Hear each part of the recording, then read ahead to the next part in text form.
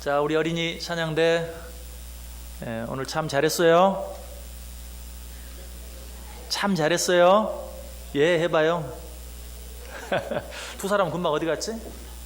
두 사람 금방 어디 갔어? 아까 8사람이었는데 두 사람 없어졌네. 목사님 광고하는 사이에 두 사람 없어갔네. 예. 자, 목사님은 우리 어린이 찬양대 너무너무 좋아해요. 자, 목사님 봐. 사랑해요. 아무도 답장이 없어. 사랑해요.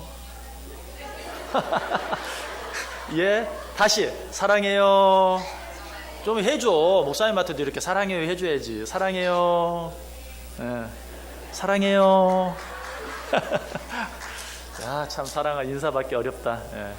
목사님은 우리 어린이 찬양 너무 사랑해. 너무 좋아해. 목사님 이름 한번 불러볼까? 유재민. 예, 크게 해봐요. 유재영. 예, 김시율. 안여원. 유은샘. 홍은별. 예, 목사님은 여러분 너무너무 사랑해. 너무 좋아. 하나님은 여러분 얼마나 더 사랑할까? 몰라요? 하늘만큼 땅만큼 사랑하지. 여러분 지난번에 찬양할 때 더 다음에는 더 많은 친구들 데려오겠다고 그랬는데 오늘 더 많이 왔나? 안 온 것 같은데. 그랬어요? 정확히 지난번에는 6명 왔는데 오늘 8명 왔다고. 예. 석훈이, 지환이는 어디 갔다 왔어? 앞으로는 화장실 미리 갔다 와서 예배 시간에 될 수 있으면 안 가도록. 예? 예, 오늘 찬양 너무 잘했어요. 예. 자, 다 박수 한번 해주시기 바랍니다. 예. 자, 예수님께서 팔복을 말씀하시면서 8가지 복 가운데 온유한 자가 받는 복에 대해서 말씀하셨습니다. 온유한 자는 복이 있나니 그들이 땅을 기업으로 받을 것이며, 온유한 자는 땅을 기업으로 받는다. 여러분 땅 좋아하시죠? 땅 안 좋아하십니까? 우리 야구부 남자들 땅 안 좋아하십니까?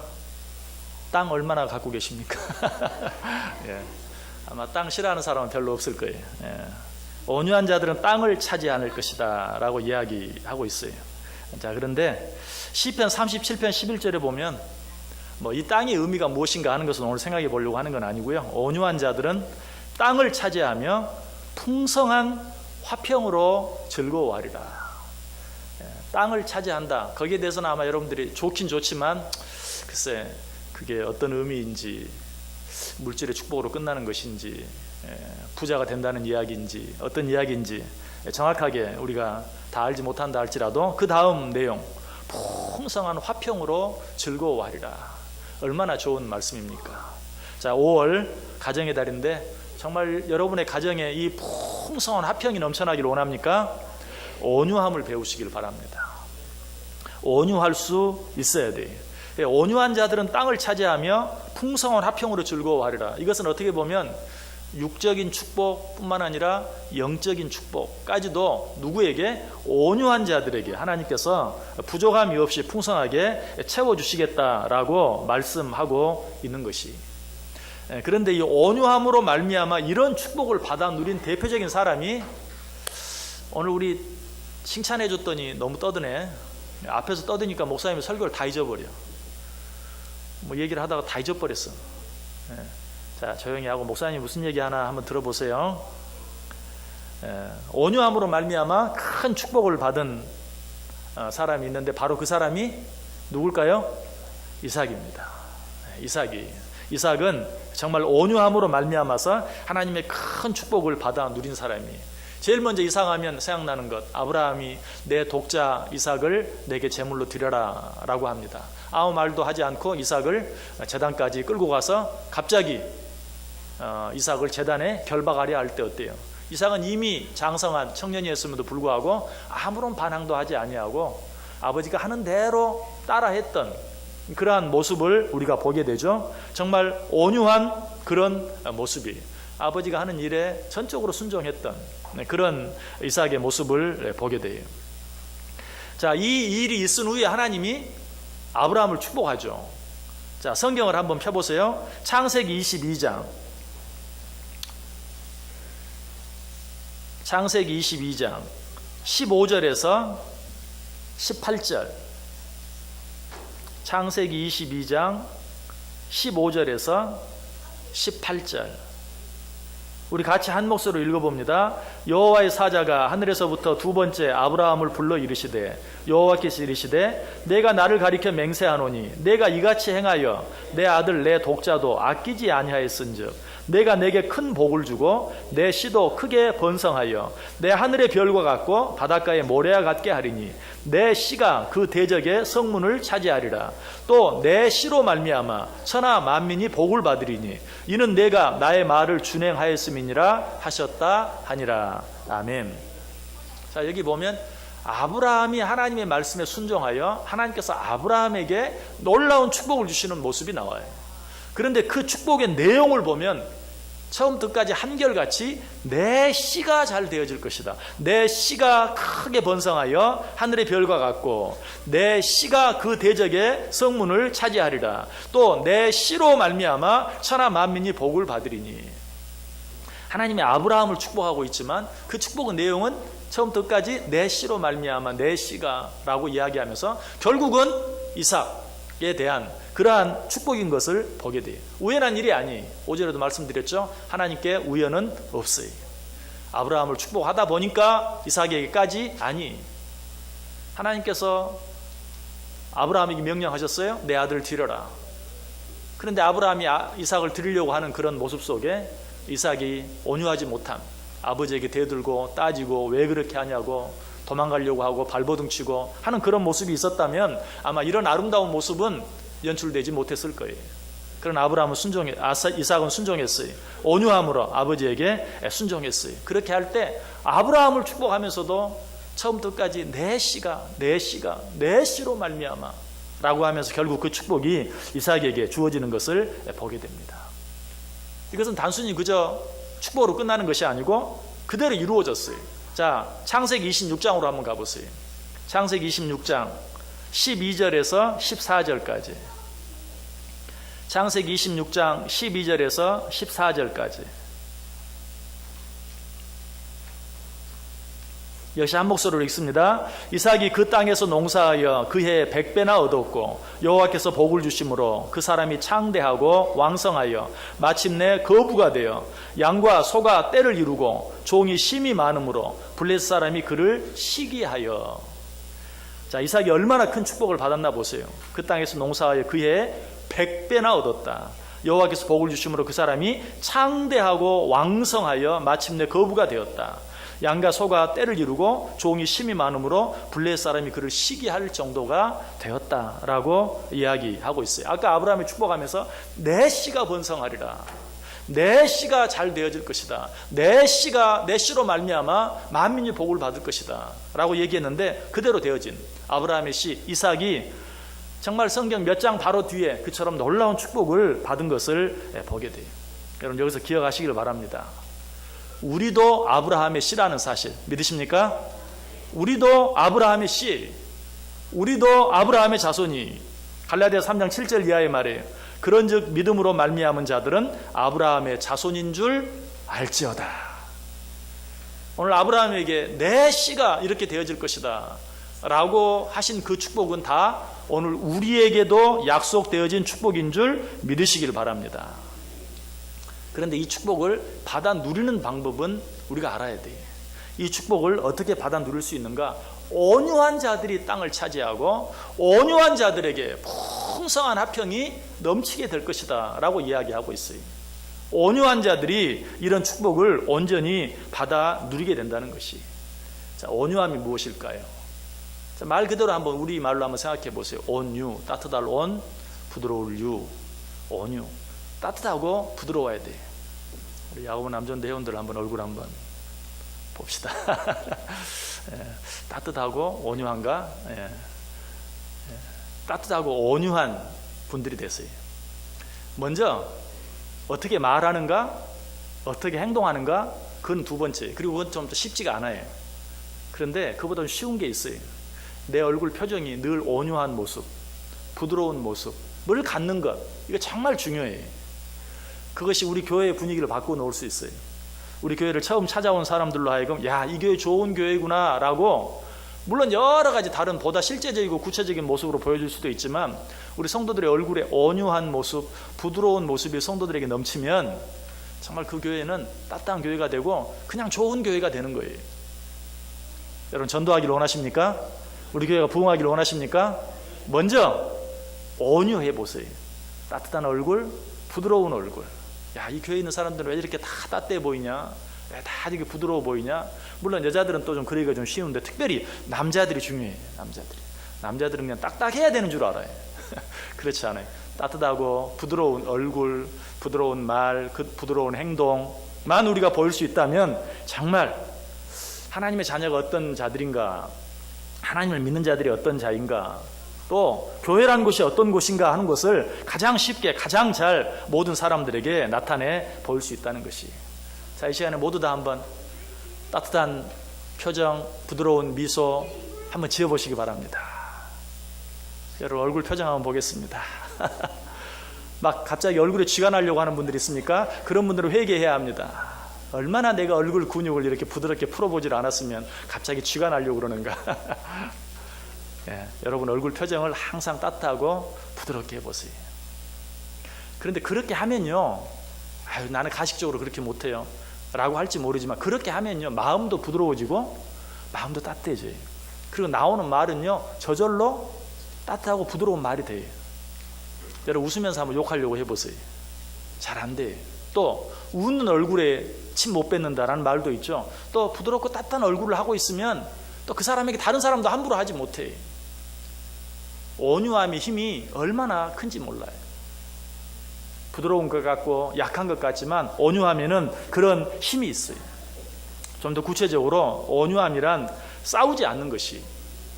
자, 지금 이삭이 하나님의 큰 축복을 받음으로 말미암아서 누가 블레셋 사람들이 시기할 정도가 되었다. 아니 저 굴러온 돌들이 얼마나 큰 축복을 받는지 그들이 시기가 생겼다. 그래서 어때요? 너희들 이곳에서 떠나라. 그들을 쫓아냅니다. 그러나 그때 어떻습니까? 이삭은 우리가 여기서 얼마나 수고하고 있었는데 라고 단 한마디도 하지 아니하고 너희들 여기서 떠나라 하니까 곧바로 떠나는 모습을 봐요. 자, 우리 성경 같이 찾아보겠습니다. 창세기 26장 창세기 26장 14절에서 17절 14절에 12절부터 보죠. 창세기 26장 12절부터 17절까지 한 절씩 교독합니다. 제가 12절 읽습니다. 이삭이 그 땅에서 농사하여 그 해에 100배나 얻었고 여호와께서 복을 주심으로 양과 소가 떼를 이루고 종이 심이 많으므로 블레셋 사람이 그를 시기하여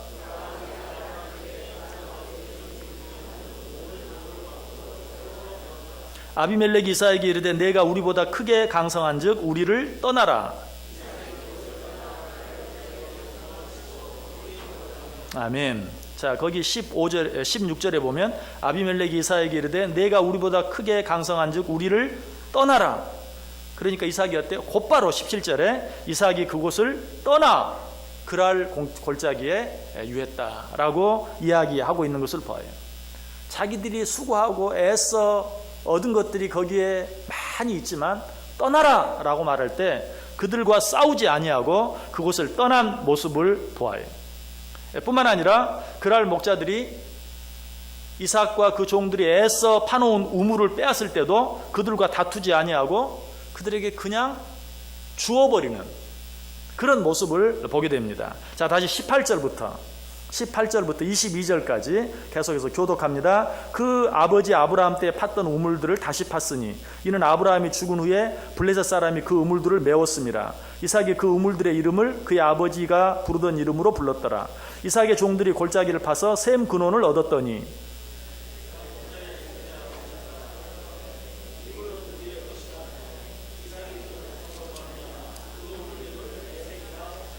또 다른 우물을 팠더니 그들이 또 다툼으로 그 이름을 신나라 하였으며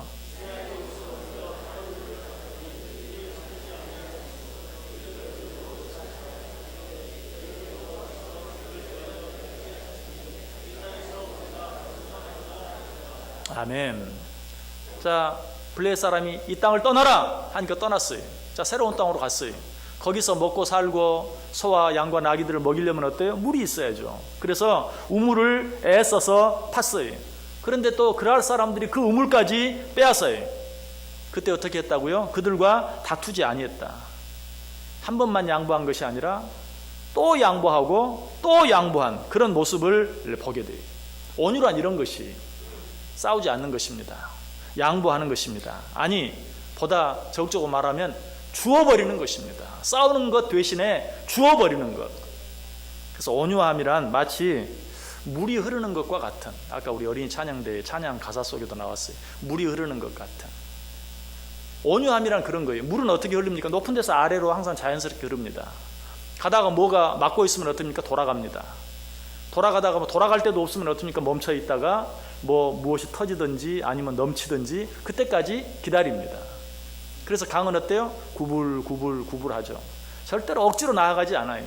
막히면 돌아가고 또 막히면 기다렸다가 넘어가든지 어떻게 하든지 물은 순리대로 흘러가요. 그러나 어때요? 그 물이 작은 시냇물이 강이 되고 강이 흘러서 결국은 바다가 되는 큰 바다를 이루는, 정말 힘이 없고 억지로 다투지 아니하고 싸우지 아니하지만 궁극적으로는 어때요? 바다를 이루는, 그 어떤 것까지도 다 포용할 수 있는 그런 바다를 이루는 것이 바로 물인 것을 보게 돼요. 여러분, 물과 같은 마음, 순리대로 흐를 줄 아는 것, 이것이 성경이 말하는 온유함이에요. 유승우 씨라는 사람이 쓴 시가 있어요. 물에는 뼈가 없습니다. 제가 한번 읽어 들어볼게요. 물에는 뼈가 없습니다. 굵은 뼈, 잔뼈, 가시도 없으며 척추도 관절도 없습니다. 심장을 보호할 갈비뼈도 없어서 맑은 마음이 다 드러나 보입니다. 뼈가 없어서 누구하고도 버티어 맞서지 않습니다. 뼈대를 세우며 힘자랑을 하지 않습니다. 누가 마셔도 목에 걸리지 않고 그의 뱃속에 들어가 흐릅니다. 누구를 만나도 껴안고 하나가 됩니다. 뼈대 자랑을 하며 제 출신을 내세우지도 않습니다. 높은 곳 출신일수록 맑고 더욱 빨리 몸을 낮춥니다. 뼈도 없는 것이 마침내 온 땅을 차지하고 푸르게 출렁입니다. 그렇게 살고 싶습니다. 참 멋진 시죠. 물과 같이 순리대로 흘러가는 그러한 삶, 이러한 삶이 어쩌면 온유한 모습이다. 동양 철학자 가운데 노자는 이런 말을 했어요. 지극한 부드러움은 천하의 지극한 견고함도 깨뜨릴 수 있다. 또 부드러움을 지키는 것을 강함이라 한다. 여러분, 강한 사람 되기를 원하시죠? 특별히 우리 야고보 남정도회 정도 되면 강한 남자가 되기를 원해요. 그리고 가장 강할 때, 그러나 진정한 강함이 뭔가? 부드러움을 가리켜 진정한 강함이라 한다. 가정에서나 직장에서나 또 모든 사람들을 대할 때 부드러움을 지킬 수 있는 것, 그것이 강함인 것. 특별히 요즘 세상은 더더욱 그러합니다. 그래서 여러분, 모든 정당들도 보세요. 대변인들이 요새 남자입니까 여자입니까? 다 여자예요. 대변인들 다 여자로 써요. 왜? 어떤 똑같은 말이라도 우리가 생각했을 때는 남자로 말미암아 강하게 대변하는 것이 훨씬 힘이 있을 것 같은데 요즘은 그게 아니라는 걸 알아요. 그래서 각 정당들이 다 대변인들은 여자로 쓰는 것을 봐요. 부드러움이 강하다는 것, 부드러움이 사람들의 마음을 움직인다는 것을 알기 때문에 그렇게 해요. 여러분, 이삭은 그런 사람이었어요. 자기들이 애써서 갖고 놓은 땅도 줘버렸어요. 자기들이 애써서 판 우물도 줘버렸어요. 한 번뿐만 아니라 두 번 계속해서 주고 양보했어요. 그러나 그냥 주고 끝난 게 아니죠. 또 주고 또 파고 또 주고 또 파고 끝까지 자기가 해야 할 일들을 쉬지 않고 계속해서 하는, 어떤 것을 줘버리고 포기해버리는 것은 그건 온유함이 아니에요. 진정한 온유함은 양보하고 주고 또 시작하고 또 계속해서 그 일들을 끝까지 감당하는 것, 그것이 진정한 온유함이에요. 22절 다시 보세요. 이삭이 거기서 옮겨 다른 우물을 팠더니 그들이 다투지 아니하였으므로 그 이름을 르호봇이라 하여 이르되 이제는 여호와께서 우리를 위하여 넓게 하셨으니 이 땅에서 우리가 번성하리로다 하였더라. 우물을 팠어요. 또 빼앗겼어요. 줘버렸어요. 또 우물을 팠어요. 또 빼앗겼어요. 또 줘버렸어요. 그리고 또 팠어요. 그랬더니 뭐라고 말합니까? 이제는 다투지 아니하더라. 이삭이 다툰 게 아니죠. 그럴 사람들이 자꾸 싸움을 걸어왔어요. 그러나 거기에 대꾸하지 않았어요. 져주었어요. 양보했어요. 줘버렸어요. 그 일이 계속되니까 어때요? 이제는 다투지 아니하더라. 여러분, 온유한 사람을 상대할 수 있는 사람이 없어요. 온유한 사람과 끝까지 싸울 수 있는 사람이 없어요. 그럴 사람들 참 악한 사람들이었고 염치가 없는 사람들이었지만 그러나 줘버리고 양보하는 이삭 앞에서 3번을 가지 못하고 더 이상 싸우지 못했어요. 더 이상 시비를 걸지 못했어요. 그래서 3번째 우물을 파고는 이삭이 다투지 아니하였다라는 의미에서 르호봇이다라고 그 우물 이름을 정한 것을 보게 돼요. 뿐만 아니라 한때는 이삭이 너무 잘 되어서 이삭을 시기하고 내어 쫓았던 아비멜렉이 이삭이 강성해지자 다시 찾아오죠. 그리고 뭐라고 말합니까? 우리 평화 조약을 맺자. 온유함으로 참고 양보했던 이삭이 승리한 거예요. 그냥 양보하고 줘버렸는데 후에는 어때요? 아비멜렉이 다시, 자기를 쫓아냈던 아비멜렉이 다시 자기를 찾아오는, 그리고 평화 조약을 맺는 그런 모습을 보게 돼요. 더 놀라운 것은 무엇입니까? 전에 자신을 시기해서 내어 쫓았던 자들을 이삭이 너희들 전에 나에게 어떻게 했어? 하고 그들을 같이 내어 쫓은 것이 아니라 그들을 잘 대접하고 축복해서 돌려보내는 모습을 보게 돼요. 악을 악으로 대하지 아니하고 악을 선으로 대하는, 이게 바로 온유함이에요. 자, 우리 이 내용도 한번 읽어보죠. 창세기 26장 26절에서 31절. 자, 창세기 26장 26절에서 31절. 자, 한 절씩 읽습니다. 아비멜렉이 그 친구 아우삭과 군대 장관 비골과 더불어 그랄에서부터 이삭에게로 온지라.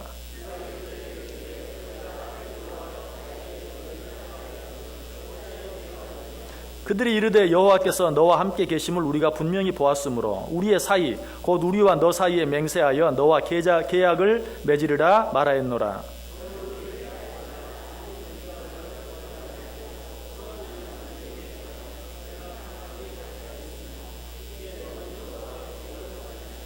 이삭이 그들을 위하여 잔치를 베풀매 그들이 먹고 마시고,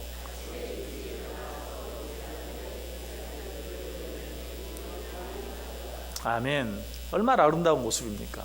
자기를 쫓아냈던 아비멜렉과 여러 사람들을 똑같이 대우하지 아니하고 그들을 기쁘게 맞아서 그들을 위하여 잔치를 베풀고 축복하여 그들을 보내는 그런 모습을 봐요. 그러니 그들이 평안히 갔다라고 이 말씀이 끝나고 있어요. 온유함은 조급하지 않는 것이, 서두르지도 않는 것이, 다투지는 더더욱 않는 것이, 끝까지 참고 인내하며 오래도록 기다릴 줄 아는 것이, 기다리되 준비하며 기다리는 것이, 또 기다리되 최선을 다하며 기다릴 줄 아는 것, 이것이 진정한 온유함이다. 그래 시편 기자는 온유함을 이야기할 때 기다림을 같이 이야기해요. 시편 37편 7절에 보면 여호와 앞에 잠잠하고 참고 기다리라. 그리고 나서 그 뒤에 가서 11절에 그러나 온유한 자들은 땅을 차지하여 풍성한 화평으로 즐거워하리로다. 아까 읽었던 말씀이죠. 이 말씀이 어떻게 시작하고 있는가? 여호와 앞에 잠잠하고 참고 기다리라. 그리하면 온유한 자들은 땅을 차지하며 풍성한 화평으로 즐거워하리라. 진정한 온유함은 이런 것입니다. 참고 양보하고 기다릴 줄 아는 것, 기다리면서 준비하는 것, 기다리면서 끝까지 최선을 다하는 것. 여러분, 누군가 여러분의 것을 탐내는 사람이 있습니까? 나눠주시기 바랍니다. 빼앗기기 전에 주어버리는 거예요. 이것이 온유함이에요. 무엇을 빼앗기면 분노가 생깁니다. 그러나 주어버리면 여유가 생기고 거기에서 감사가 생겨요.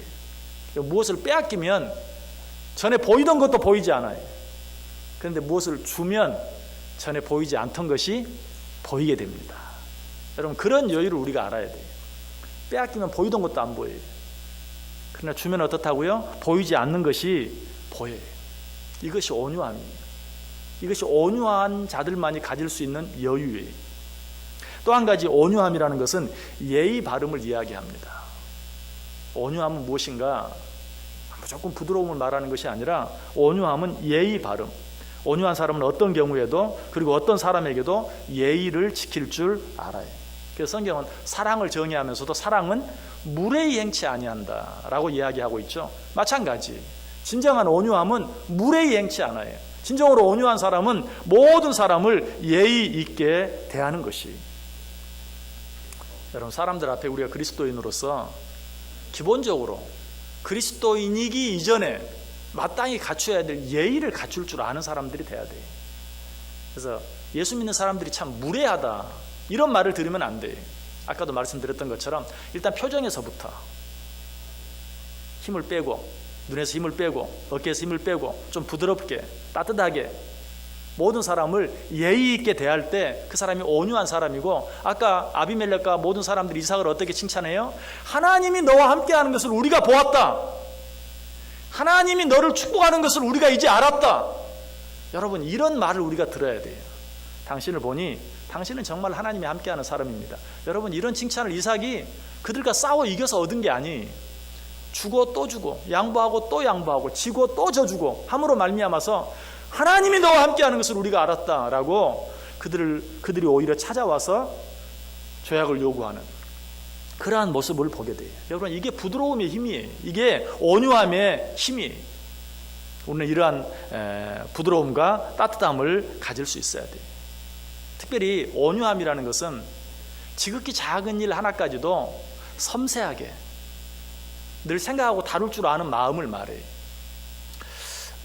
일본 도쿄에 있는 한 회사에서 실제로 있었던 일이, 늘 독일의 어떤 한 바이어가 이 회사에 와서 이제 투자를 하고 또 일을 하고, 항상 오사카에 있는 또 다른 지사로 가는데 그 어떤 여직원에게 항상 오사카로 가는 표를 좀 끊어달라라고 부탁을 했어요. 늘 도쿄에 와서 이제 그 여직원이 표를 끊어주면 오사카로 가는데, 여러 번 오사카를 왕래하면서 이상하다라고 한 가지 느꼈어요. 그게 뭐냐면, 항상 내려갈 때는 오른쪽, 올라올 때는 왼쪽 창가, 내려갈 때는 오른쪽 창가, 올라올 때는 왼쪽 창가. 그게 한두 번이 아니고 수없이 다니는데 늘 그런 거예요. 이상해서 여직원에게 물어봤어요. 항상 내가 도쿄에서 오사카로 갈 때는 오른쪽 창가, 오사카에서 도쿄로 올 때는 왼쪽 창가, 무슨 이유가 있느냐? 그랬더니 여직원이 웃으면서, 도쿄에서 오사카로 갈 때는 항상 오른쪽에 후지산이 있습니다. 그리고 오사카에서 도쿄로 올라올 때는 항상 왼쪽에 후지산이 있습니다. 일본에서 기차를 타고 여행하면서 후지산을 못 보고 지나간다는 것은 말이 안 되죠.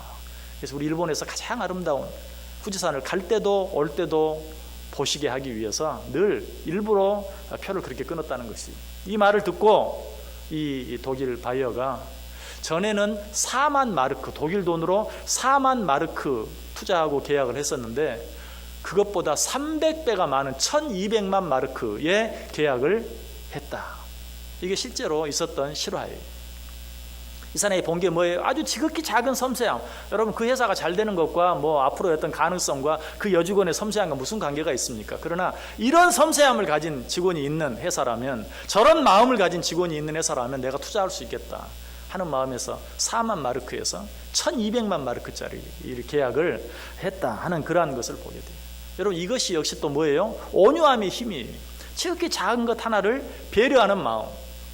여러분, 뭐 남에게 양보한다, 준다 뭐 하니까 너무 큰 거 생각하고 겁먹지 마세요.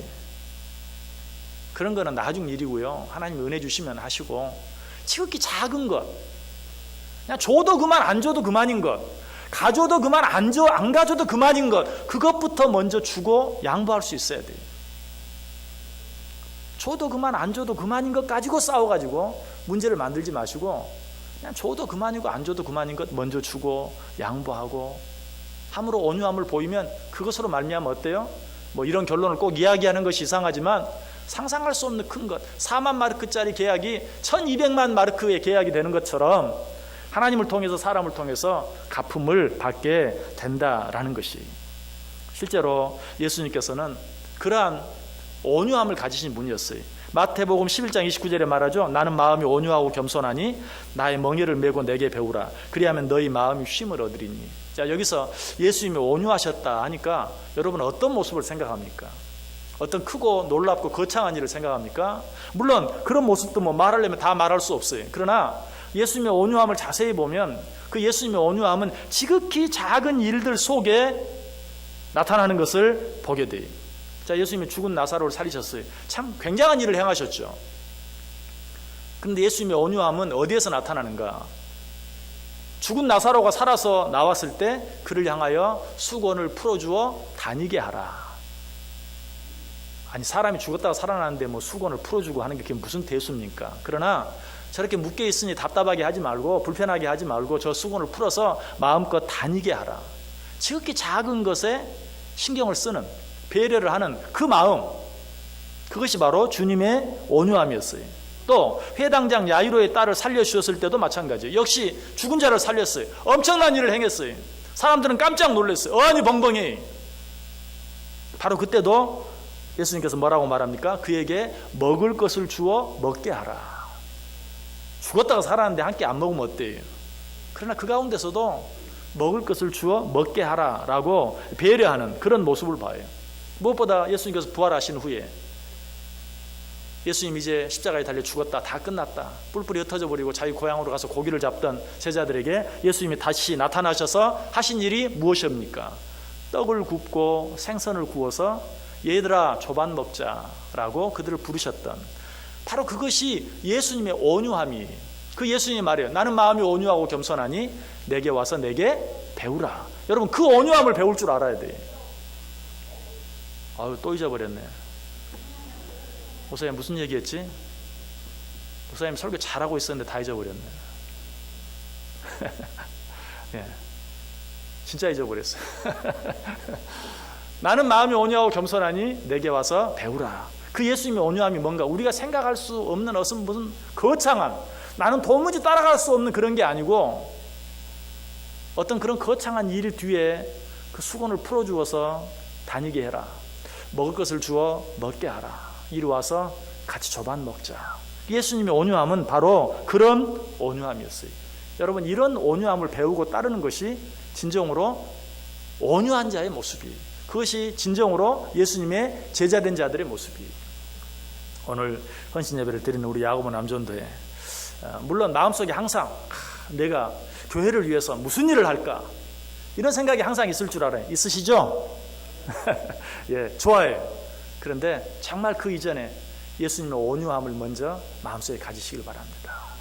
여러분의 얼굴 표정 속에, 여러분의 말 속에 온유함이 있다면 정말 어쩌면 내가 여러 가지 많은 말로 또 내 힘, 내 능력을 가지고 행할 수 있는 어떤 큰 일보다도 더 많은 일을 나도 알지 못하는 사이에 할 수 있어요. 나는 모르는데 오늘 교회 갔는데 어떤 분 있는데, 젊은 남자분 있는데 등치도 크고 그런데 얼굴이 얼마나 온유하고 따뜻한지, 나 그런 얼굴 처음 봤어요. 그럼 어때요? 내가 혼자 애쓰고 노력해도 안 되는 일이 나도 모르는 사이에 이루어진 거예요. 따뜻하게 처음 보는 사람이 있는데 정말 고개를 깊숙이 숙여서 인사하고 환영하는 그런 모습 보았을 때 어때요? 그 사람이 아까 말씀드렸던 것처럼, 야, 이 교회 정말 좋은 교회구나, 천국이 바로 여기구나 라고 느끼는 순간 어때요? 내가 혼자 몇 날 며칠을, 아니 몇 달을, 몇 년 동안, 여러분들이 지금 신앙생활 하면서 우리 교회 와서 수십 년 동안 수고하고 애쓰면서도 하지 못한 일이 나도 알지 못하는 사이에 나의 온유함을 통해서 이루어진다는 거예요. 믿으십니까? 네, 오늘 우리 야고보 남전도뿐만 아니라 우리 온 성도들이 이삭과 같이 자기 목숨이 경각에 달려있는데도 따지지 않고 반항하지 않고 순종할 줄 아는 그런 어떤 온유함, 내가 수고하고 애써 얻은 것인데 떠나라고 할 때 놓고 떠나버리는, 또 주고 또 주는, 그랬을 때 더 이상 시비를 걸어오지 못하는, 아니 더 이상 시비를 걸어오지 못할 뿐만 아니라 하나님이 너와 함께하는 것을 우리가 보았다, 하나님이 너를 축복하는 것을 우리가 알았다, 이제 우리와 계약하자 라는 이런 놀라운 일이 이루어지는 것을 내 안에서, 우리 가정 안에서, 우리 교회 안에서 볼 수 있는 오늘 헌신 예배를 드리는 야고보 남전도회 우리 온 성도들, 신홀 중부교회 꼭 될 수 있기를 주님의 이름으로 간절히 축복합니다. 기도합니다.